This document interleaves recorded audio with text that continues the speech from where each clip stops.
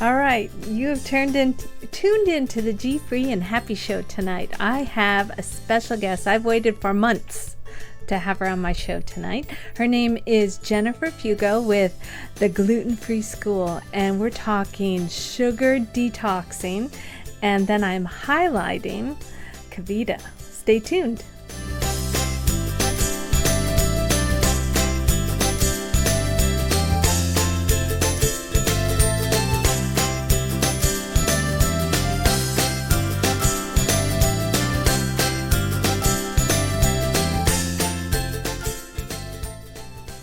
Hello and welcome to the GFree and Happy show that happens every Monday night at 7 p.m. Pacific, 10 p.m. Eastern. I'm your host, Kathy. I've been GFree for 4 years and counting, and I'm very happy. Tonight's guest has kind of a unique website. It's up on the back. We'll be talking to Jennifer in a few minutes. She has a sugar club. It's actually called a sugar club. How many of us have sugar clubs? Not me. She is all about detoxing and teaching people also about the gluten-free lifestyle. And I get to ask her all sorts of questions tonight. So I'll be talking to her in just a couple minutes. But first, GFree and Happy show is brought to you by Ovali. Ovali TV hosts and produces live video events built to meet your objective. Visit Ovali TV to request a free 30-minute consultation today to find out more about going live with your brand. Okay, so every week I put on a product. I highlight a product that I really enjoy that's G-free and usually healthy. And tonight, so, yeah, usually healthy. Tonight's is Kavita, which I found a few months ago. Somebody recommended, actually I did a kombucha highlight not too long ago. It's similar to kombucha. Let me see right there. But it actually tastes better. I am hooked. I'm so hooked on this. Wait, I'm a little backwards here on how... I'm going to here there. So it's a probiotic, and all of us G-free people that have a G-free lifestyle, we really need this for our gut. Our guest tonight too, Jennifer, she recommends this during her sugar detox program. I wanted to tell a little bit about Kavita too. Here's their product family right here. Let's see, it's got all sorts of yummy. Wait, where'd you go? There it is. Look at all these yumminess. They have a ton of different flavors. I'll tell you my favorites in a minute. But first, I should tell you a little bit about it. It's a probiotic drink. Kavita is certified organic, non-dairy, non-GMO, gluten-free, and vegan. Kavita is committed to being a healthy alternative to traditional sodas. Amen to that, because I don't drink a soda anymore. Founder Chakra, I think that's her name, a nutritional consultant and longtime, who's a fermenter around here? Hello. I don't know any fermenters, but she's a longtime fermenter. She first created Kavita, and it was actually, I think, this one, the lemon ginger, in her Ojai, California kitchen. And she shared the drink with her friend Bill, who loved the concept, and he had winemaking and business expertise. So hello, what a perfect marriage for this. And then they had somebody named Robert Adams as the beverage industry expert to join their team, and they've been working hard ever since. They're based in Ventura, California. Hello, Ventura, California. I love Ventura. We actually have a couple people watching tonight. Hello, gluten-free mom. And no, hey, Kathy, I'm excited to listen in. I have just made myself a healthy treat. Avocado, banana, coconut pudding, and I'm going to hang in a bit. Thank you very much. So anyways, I want all of you to try Kavita. It's, right here. This is my favorite. I just got my daughter to have someone we watch Dancing with the Stars tonight too.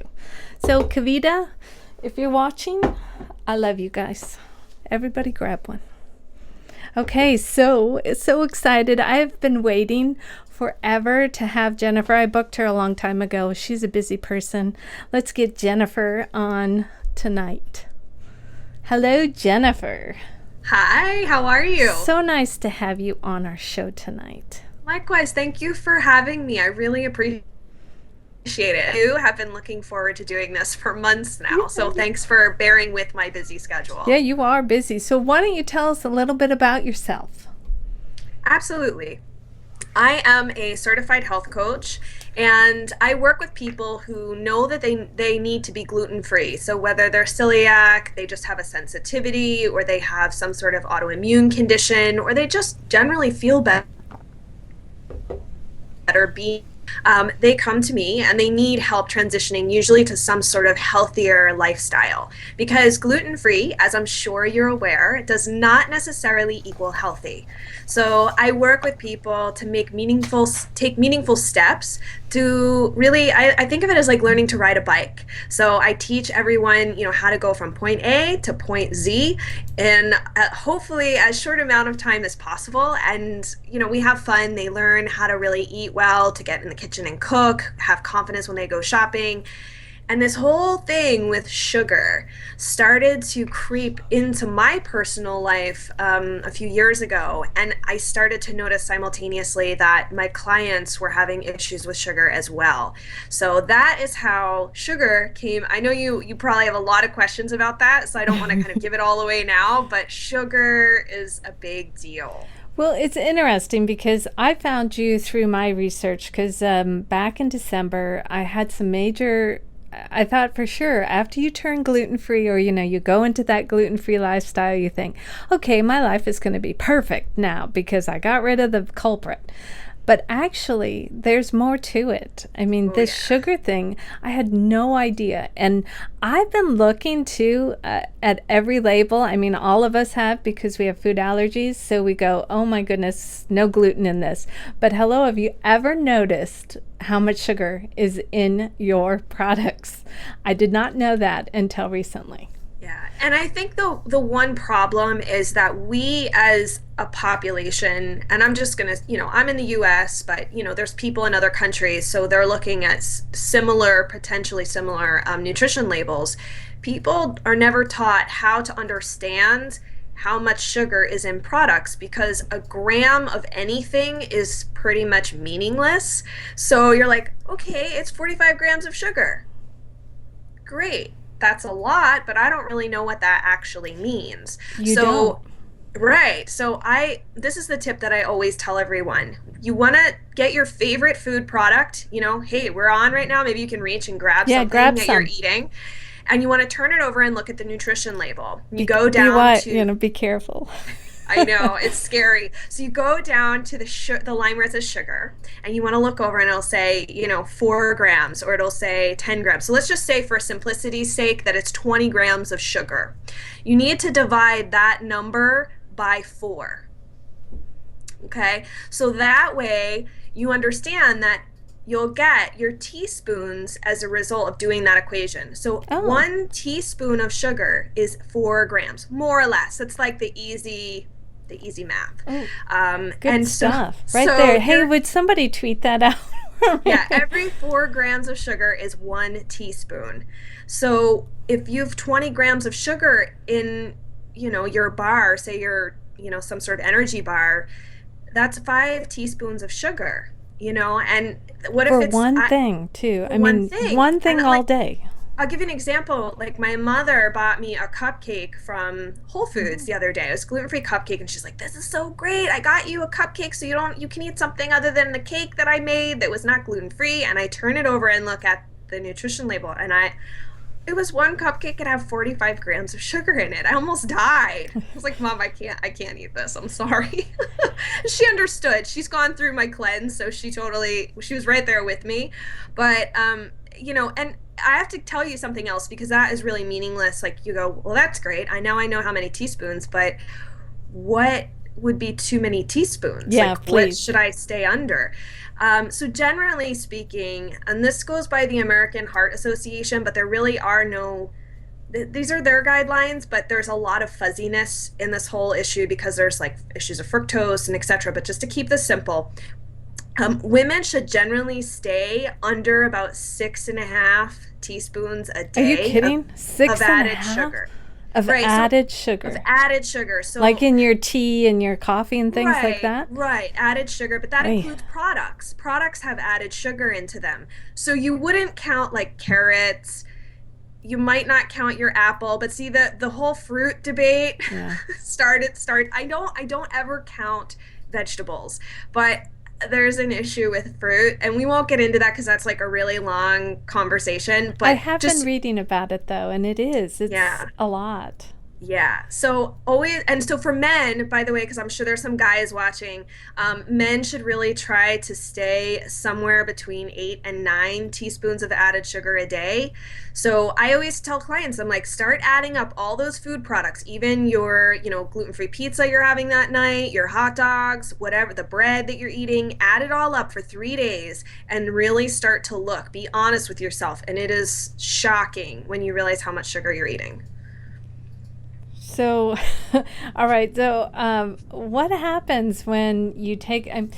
I'm going through this. I'm evolving because taking away sugar out of your lifestyle is not easy in any way, shape, or form. Because if you look, just like wheat was a big deal in reading the label, wheat was hidden in everything. Well, sugar, like you said, fructose, and there's a bunch of little names too that mean sugar. Everything. I mean, every single thing basically that's not a vegetable has some kind of fruit in it. Well, this is the Oh, it issue. has Yeah, it has sugar in sugar it, in and it. Sorry. I totally knew what you meant. The problem is that our palates have been conditioned to expect fatty, salty, sweet tastes, and we've lost the ability to really taste subtler taste. And a lot of times that's why people will say, oh well, health food doesn't taste good, it doesn't have any taste, it tastes like straw.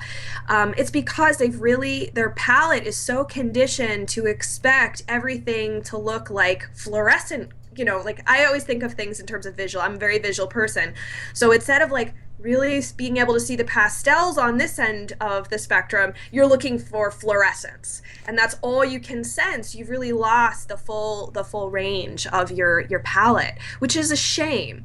But the other thing too is that people have become conditioned to feel like sugar is just what they're going to need for energy, that and coffee. But sugar is like the go-to thing that you look for at 3 Yeah. p.m. in the afternoon when you're feeling really tired and lethargic, and you're like, oh, when is this day going to be Yeah, over? sugar, coffee, give me that candy or that Yeah, energy bar that's going to give me right. some Or your boost. or your chocolate for the day Yeah, or whatever it may chocolate. be. And that's the thing, is that I call it the perfect storm. It's this trifecta of three different pieces of the equation that contribute to a really big problem for gluten-free people. So number one, you were told, hey, you need to go gluten-free for whatever reason. And it's totally cool. Like we all are here, we're all in the same boat. But the problem is that the general gluten-free diet, I almost think of it as it's a gluten-free version of the standard American diet, is loaded with starchy, refined, high sugar, carb laden products. And just because it has a gluten-free label on it, those are still brownies. That's still cake. Those are still donuts. It does not make them any healthier. And in some respects, they're actually more unhealthy because they lack the fiber and a lot of the nutrients that were in those other gluten-filled ones that you were eating before. So it's not to say we should go back. We shouldn't. We should stay gluten-free, but you don't need those things in order to survive. And the next problem is that a lot of people end up with bad gut flora. So their gut flora got off at some point. Many of us suffer with leaky gut syndrome. The flora or the bacteria that live there Yes. are not friendly. We might have yeast. We have things That's that a are whole thing craving. too, is the Oh, yeah. yeast too. Yeast and sugar play a big part in that section, the gut. Absolutely. And sugar and yeast, excuse me, bad bacteria and yeast crave sugar. So a lot of the cravings that you might have might not be you. It could be those bad guys living inside your gut that are like, hey, I need to eat. Party. So that cupcake looks really good right now. And so you have that. So you've got these, Yeah, there's all a this party in gift. my tummy. See? Yeah. And at your expense, literally at your expense. And then the final problem is that the sugar and the refined carbohydrates that you eat throw your hormone balance out of whack. Every single time you eat Again, mass, another yeah, one of my I little know. pet peeves. Hormone issues Yes. are huge. And, look, I was 29 years old and I had adrenal fatigue. And That's another one. it wasn't because I went gluten free. And I have this article that got posted today on my site, and it's gotten a lot of like thank yous for people who were really appreciative to hear my story and what I've gone through to get to where I am now. However, the gluten free diet that I chose when I initially went gluten free was gluten free brownies, gluten free I know, bread. that's what you do. It's like Right. stages. You go through the stages. Like, I just want that comfort food because I know I'm missing it. I want the Right. brownies and the donuts and the muffins and the cookies. Yes. And the pasta. I Yes, and the mean, don't forget pasta. pasta. Pasta is a I do refined like pasta. carbohydrate. And I don't care if it's brown rice. People go, but it's brown rice Or pasta. I'm like, I quinoa. don't care. Yes. Quinoa. I'm like, it's still, do you see quinoa spots in that pasta? I don't. It's refined. Sorry. And all of that stuff adds up. Your blood sugar takes a hit, your adrenals take a hit, your thyroid starts to go out of whack. And frankly, this is, what I always say to people. I'm like, you went gluten free for your health. Why are you hanging on to all these things that are making you sick? Like, this wasn't a given, like you could just switch and eat junk food that happens to be labeled gluten free and figure you're home free. That's not how this works. So we have to really decide what is our priority. And I'm not saying that food needs to taste bad, because I love the way that I cook and my clients love the way that I teach them how to cook. It tastes awesome. It's a way that happens to be gluten free. So you don't really lose, you're not missing what should have been your old beef stroganoff or your baked macaroni and cheese or those dinner rolls that were awesome. You're just like not eating that. Your options are so much more flavorful, but they happen to be so much better for you. So, Well, and gluten away. Hello, Taylor. He's noticed that removing most sugars has helped with overall energy. And also, he says adrenal fatigue needs a lot more attention with people that are gluten free. Because you don't think of absolutely. that ever. You, I you mean, I never don't. did. And one of the reasons why is because in Western medicine, they really only look at the two polar opposite ends of the spectrum. So either you have Addison's or you have Cushing's, Hmm. and that's either like an underactive adrenal situation, or you're producing way too much cortisol. They don't really look at the middle, so you can end up being really low and depleted, and your doctor's gonna go, I don't know, take a nap, here's some Drink some coffee. antidepressants, drink some coffee. I don't know. They don't test for that. And they also tend to test through your blood, which is not really the most accurate way to test hormones because they're not available to your body. So really I didn't know saliva is a that. better. Yeah, so Really? saliva testing is, yeah, my article explains a lot of it. It's on my Okay. site. All right. But saliva is the best, most effective way to test your hormones. Let's glutenfreeschool.com. Check out that blog post that she's. Oh, well, check them all out. Hello, there's tons of information. We could go Yes. on about this, but I want to get into also. Let's see, sugar addiction. Its connection to many health issues. Oh yeah, gluten away. Thank you. He says it is a great post. Hold on, I'm looking through my notes here. Let's talk about. Well, I wanted to do hormonal stuff, but I know there's guys watching, so that might not be that thrilling for them. So let's go into the most intriguing thing I thought, because one thing I have not been able to do is eat bread very often anymore. I thought, what the heck? It's gluten free. Why can't I eat it? I felt really bloated and sick afterwards. It just didn't feel good. So I saw your blog post. I searched on Google and it came up and I read it. And hello, you're my guest here soon. I thought I'm going to ask her. So talk about gluten-free bread. Why we should eat it, why we shouldn't eat it. Tell me about your blog post that you did. So my blog post, I wrote a blog post probably about 2 years ago that was called "Death to the Sandwich," so it's a lot more dramatic. I love it Um, because that's how I felt. and listen, I'm not a bread Nazi. I come from an Italian family, and I used to be I'm a former breadaholic, so I've gotten, unfortunately, a lot of angry emails and a lot of comments about this post, but I'm also not here to sugarcoat things for people. I'm not judgmental, and I'm not judging anyone who still eats gluten-free bread. But what I'm asking you, and this goes back to the conversation about sugar, is why are you gluten-free? Are you gluten-free because you like eating gluten-free bread and you like eating gluten-free donuts and bagels and all that jazz? Or are you gluten-free because of your health? If your health is your primary reason for being gluten free, as it is mine, and I'm sure yours, Kathy, then you really need to ask yourself how much bread. I just singled out bread specifically because I've gotten a lot of comments on my Facebook page about people go buying 3 gluten free loaves a week. It's so expensive, and that's how much it takes to feed their family a week. That's a lot of bread. And they don't know what to do with, what do you do with the peanut butter and jelly? I'm like, not eat it, eat something else, have soup. Like, there's a gazillion other things to eat out there in the world, and we're stuck on having sandwiches all the time. So the problem with gluten-free bread, and look, do have friends in the food industry, so I'm not necessarily knocking any specific company. And I'm not saying don't ever eat it, it's poison. What I'm saying is really be mindful of how much you're eating, because it is a refined product. It's not. I know some say whole grains. Guess what? It's not a whole grain. I don't see rice in there. I don't see quinoa in there. And unfortunately, the starches that primarily make up bread and many gluten-free baked goods are rice, potato, and tapioca. And those 3 ingredients are very high glycemic. And on top of it, they use binders like xanthan gum, which can cause all sorts of gut problems for many people. And a lot of people are actually sensitive to xanthan gum but don't realize it. So for me, on many levels, it just doesn't make sense. And I know it's hard to go gluten free. I loved pasta, I loved bread. I loved more, trust me, I had to go more than gluten free. I still to this day can't even eat eggs because I'm more sensitive to eggs than I am gluten. And I've got dairy and a bunch of other problems. So I understand what it's like to give up things.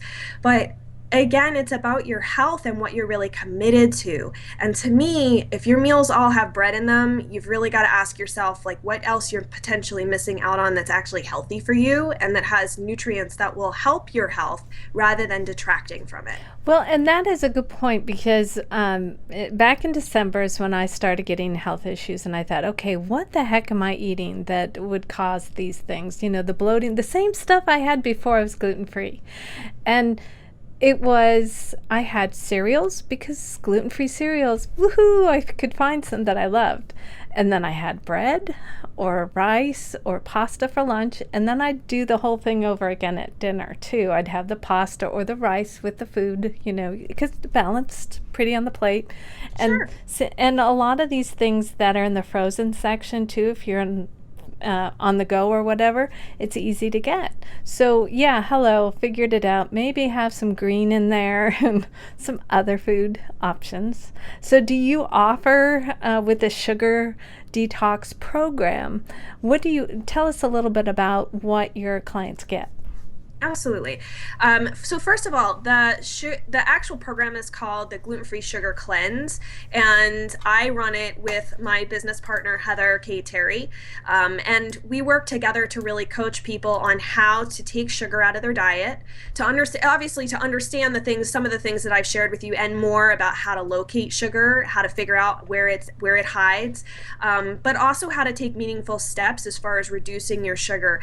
And then we provide them this huge meal plan. I think our recipe booklet was like 60 recipes more or less, and show people like how to really like prep their food in advance, get cooking, have food saved up, and walk through this 6-week process with folks. And we see this tremendous transformation in people because they're just taking out all the junk, and they create this whole new lifestyle where they actually feel good, they're energized, their cholesterol numbers have improved, their overall blood labs have definitely improved, and they're now believers in this entire way of eating and being gluten free, because now they're noticing that all these issues that they've been complaining about, the excess weight, feeling fatigued and sluggish all the time, they're going away. They can think clearly, they have more energy, and they just feel good. There's no Hello? reason to Yeah. go back. I actually lost 10 pounds since I've been trying to Yeah. eat better. And also, I have a lot more energy. So Yeah. I have to agree with everything you were saying. And that's why I was so happy to have you on tonight, because you are actually telling me that I am doing things right. Well, actually, Absolutely. I wanted to talk to you about the organic cane sugar. Now, I did like that. I like it. No, it's not Okay. very good for you, is it? That's a relative question. That's not so easy to answer because there are some things that are way worse, like high fructose corn syrup is absolutely worse. Because that's in Organic, a lot of the healthy products, like Zing cane, bars. I love Zing right. bars, and that's So an energy bar too. so for some people, I have a client who is sensitive to coconut, so she can't ever eat. She avoids like coconut palm sugar. And I personally prefer coconut palm over cane sugar because it is a bit lower glycemic, it has more minerals and such. But if you're gonna pick sugar, organic cane sugar is probably one of the better options. But I personally believe that you should have an arsenal of different type of natural sweeteners, and don't use the same thing all the time. That Hmm, can be how sensitivities happen, and you might notice that one type of sweetener is actually triggering a problem over another. that's a So, good point right there. And name a couple that we should have in our arsenals. well, coconut palm sugar is one that's great. I like Blackstrap Molasses, which is I don't know I can't go Oh, into the whole scientific end of it, but okay, go ahead. Heather knows all about sugar because that's the industry that she's in. But that's sort of like the byproduct of when they're milling sugar and they end up with the white stuff. It's all the dark The stuff dark that stuff, the the good healthy goop. dark stuff, the goop that comes out, that's actually quite good for you. Raw honey is another one. Oh, okay. And it always has to say raw. And I like stevia. I really do. Out of all Okay. the more natural, low or no glycemic sweeteners, I'm not a big fan of xylitol and erythritol and all of those sugar alcohols because they can also irritate your gut. But I do like stevia. However, I do have to like put a little caveat there is that if anyone has blood sugar issues, if you're pre-diabetic or you're diabetic, those other sweeteners that we just talked about are off your table. They're not an option. You really should be looking at basically like stevia as your option because that doesn't elevate your blood glucose level. And so when I say I like cane sugar, it's actually behind me in a big old bag from Costco. um, yeah, hello. Um, so 6 teaspoons of that a day in any of them, because even the healthy foods, like I said, Zing bars are kind of healthy for energy bars. They have the cane sugar, but then they also have a bunch of other little raw kind of sugars in there too. How would it still hold true that any of these organic and the stevia, and there's agave too, which at one point it was healthy, but now it's not really healthy, right? Well, Agave. that's the thing. So agave is primarily fructose. It has more fructose in it than high fructose corn syrup does. But here's the thing you have to understand about sweeteners. This is an evolution. Like we're still in the middle of this. No one there's what is great today, tomorrow could be like the worst thing in the world, just like agave. So you can't. This is again why I say have an Try arsenal of a bunch of sweeteners, them. Okay. have a bunch of different things. Try and stay as natural as possible. Look for organic when possible, and start to step yourself down. Yes. You do not need to add sugar to everything. And if you Be our find drill yourself sergeant here. Yes, yeah, if say you it find again. your you do not need to add sugar to everything. And if you find yourself doing that, say, okay, this week I'm going to add 1 teaspoon less. And then do that for a week. The next week and add 1 teaspoon less. You have to allow yourself, there's very few people that can go cold turkey and survive those type of I cravings. tried, it didn't work. It doesn't work. So No. you've got to really step yourself down, be gentle with yourself. But, too, if you're eating sugar at every single meal, and if you're starting your day off with refined gluten-free food products or sugar in some respect. And I have, it's actually a tip. Okay.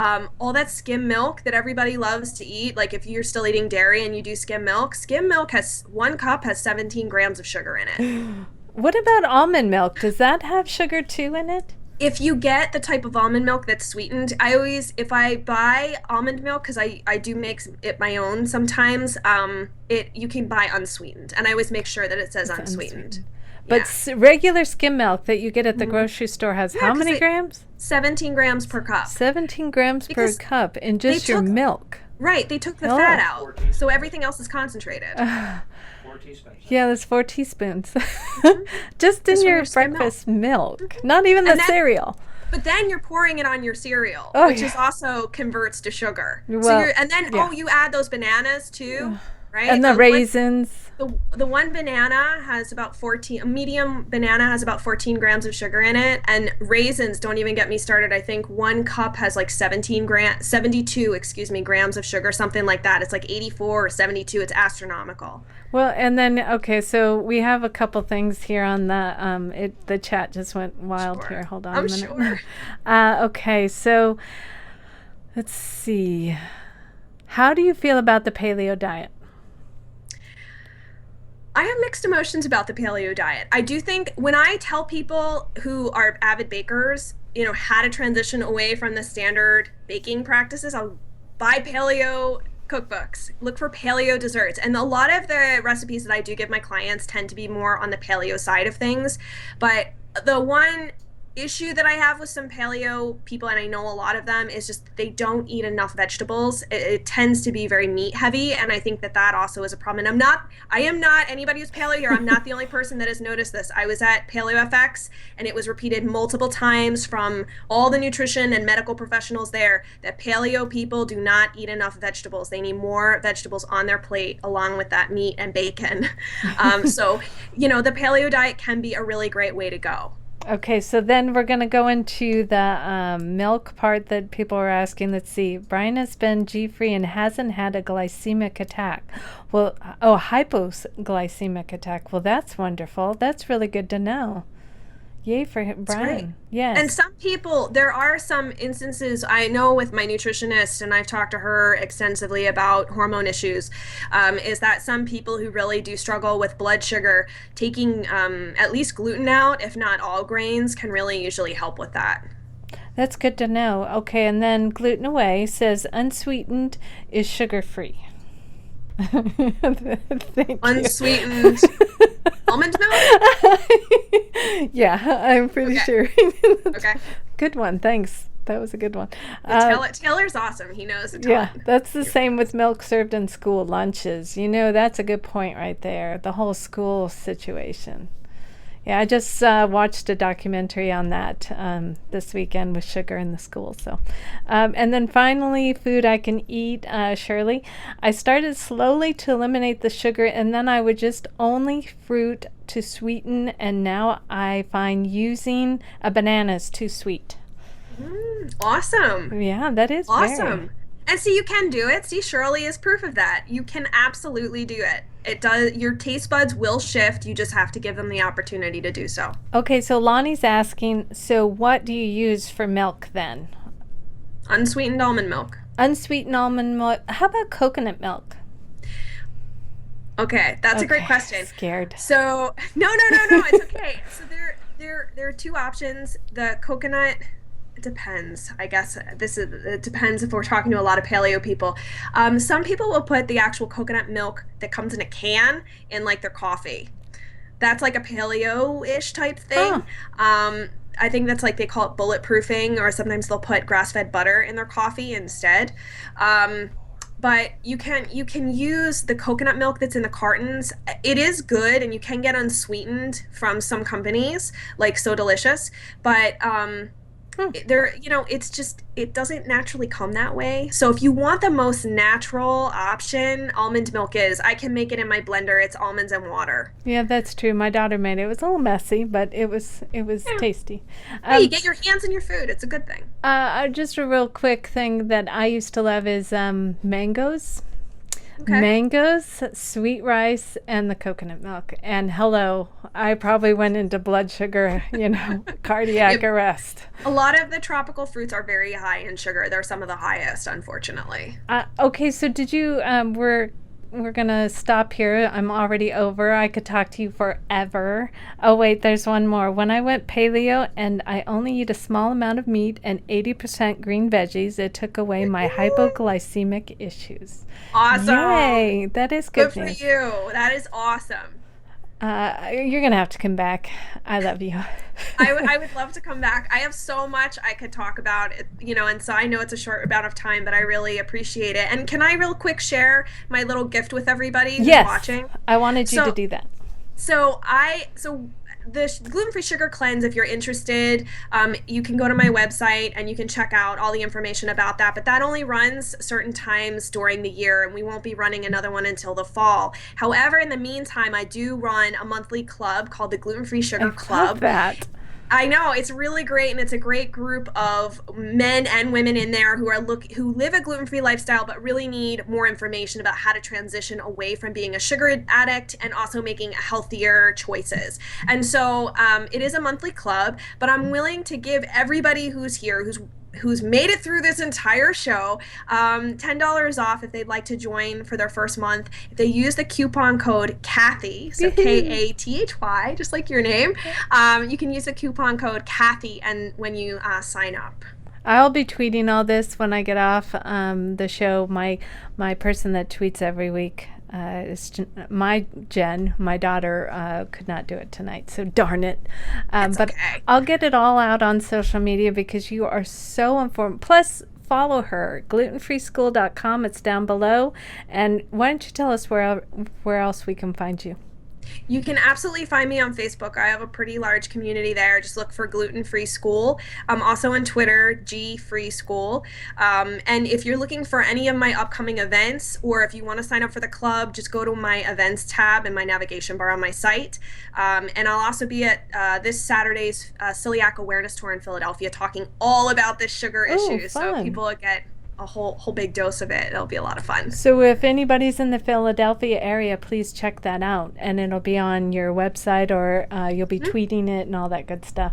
Yes. Follow Jen. She's amazing. Actually, Taylor, Gluten Libre Mom, Brian, all of them follow you. Shirley, I hope you're following Jennifer too. Thank you again, Jen. So much fun, so much information, and you're coming back. Absolutely. Thank you, Kathy. I really, really appreciate it, and it's been a lot of fun. It has been. Thanks. Thank you. I've been waiting for Jennifer for a long time, so I'm very thrilled to have her on tonight. Sorry it ran a little later. I also wanted to tell next week I have a returning guest. It's actually a paleo